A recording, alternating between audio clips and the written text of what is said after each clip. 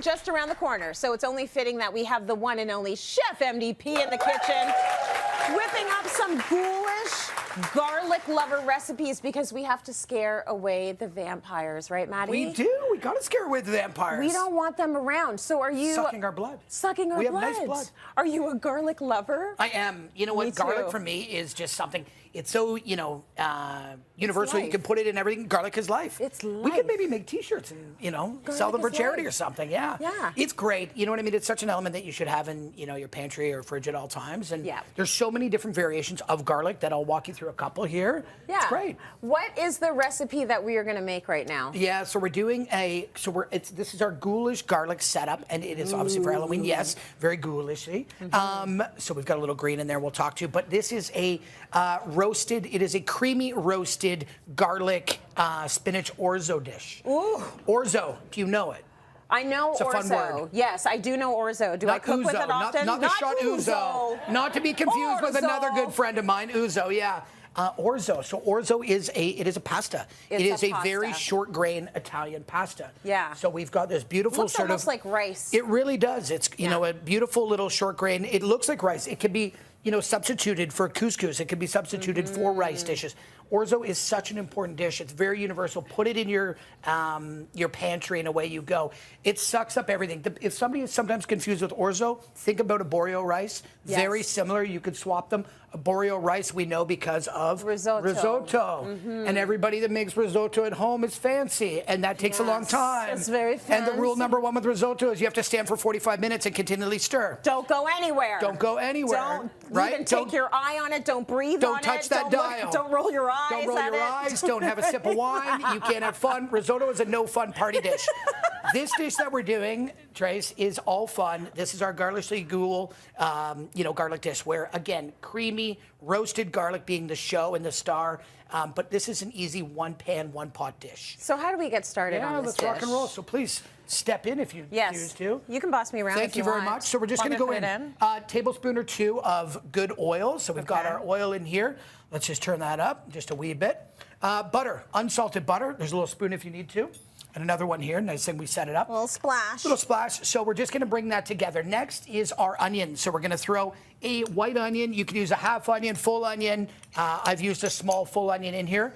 So those are just going to come together. And again, that's usually, this is, you know, we're on TV. So, of course, we've got a beautiful one ready to go. And I know you're going to want to try it. I absolutely am. But onions, I probably are just like a very close second to me, to garlic. So thank God I'm not out there single and dating. Right? Huh? Well, you know who's going to date me with my garlic onion mouth? I would, because also this is something I love too. This is right in my wheelhouse. But you're right. My mom always says, Maddie, before I'd go out for something, whether an event or something, you know, I was living back home as a teenager, she said, are you having garlic tonight? I said, maybe we'll have pizza or something. Yeah, she's like, make sure the person you're with also has garlic. Yes. Because it's important, right? We need to be garlicky together. You could be. So we're just going to let that get together.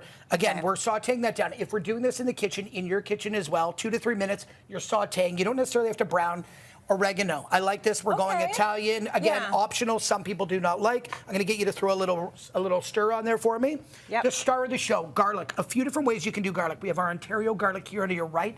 Beautiful. We actually over here as well have a lovely garlic dish that you can do for leftovers. Parmigiano Reggiano. That's right, my Italian. Please don't at me, Italian viewers. I'm sorry. My Italian side of the family is going to kill me for messing that up. Parm. Extra virgin olive oil, garlic, a little chili flakes. You make a dip. It's a bread dip. It's stunning. Again, garlic can be used. We're going to go 4 tablespoons of chopped garlic here. Okay. So look at that. That is just beautiful. Again, coming together, orzo being a dried pasta. We're going to actually toast it. Everybody I told you goes right in the pot here. Okay. So bring that together. If you're doing this in your kitchen, I would let that toast. We're toasting the pasta. We're getting all the flavors together. I want that sort of to bind, and you're all set. So this would be about 2-3 minutes. Yep. Next up, we're going to put chicken stock. You can put any stock you'd like.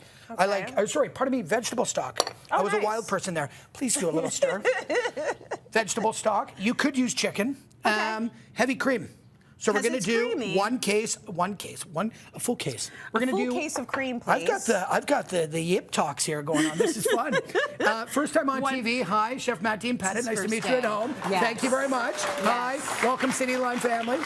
That's going to come together. The nice thing about this is going to be creamy. We call it the creamy roasted. Next up, so this is going to cook for 10 minutes. Okay. You would let that come to a wee bit of a boil. Yeah. Once it hits a boil, like anything, if you're making pasta, remove it from the heat. Got it. So we would remove this from the heat. Yep. Let's talk about this. This is when our cheese, Parmesan Reggiano, a cup or two. Put as much as you want. Yep. Again, let's make this healthy. Yeah. Right? And it's green. This is our ghoulish part. Yep. This is for Halloween. So we have our garlic, we have our star, we have spinach in here. We're putting the spinach and the cheese in at the very end. Why, Chef? Because you don't want to wilt it, you don't want to kill it, you just want those flavors to be there. Yeah. Again, this is going in at the very end.